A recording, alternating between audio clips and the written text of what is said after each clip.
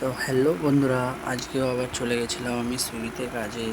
তো সুইগিতে কাজে যেতে গেলে আগে তো আমাকে জোনের ভিতর যেতে হবে। তো জোনের ভিতরে গিয়ে আমি লগ ইন করে কিছুক্ষণ দাঁড়িয়েছিলাম, আর দাঁড়িয়ে থাকার পরেই একটা অর্ডার ঢুকে গেছিলো।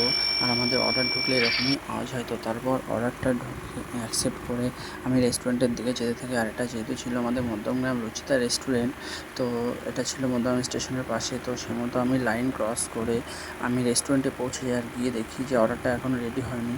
তো অর্ডার ছিল চিকেন মোগলাই, আর দাদা রেডি করে আমাকে সঙ্গে সঙ্গে দিয়ে দিল।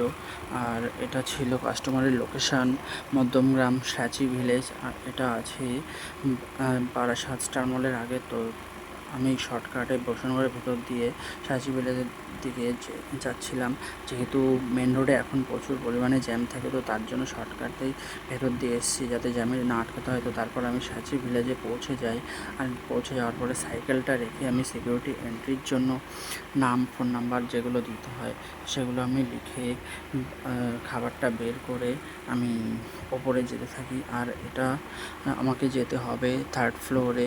আর থার্ড ফ্লোরে যেতে গেলে অবশ্যই লিফট ব্যবহার করতে হবে, কারণ সিঁড়ি দিয়ে যেতে গেলে অনেকটাই কষ্ট হয়ে যাবে। তো তারপর লিফটটা যেহেতু ওপরে ছিল, আমি লিফটের জন্য দাঁড়িয়েছিলাম।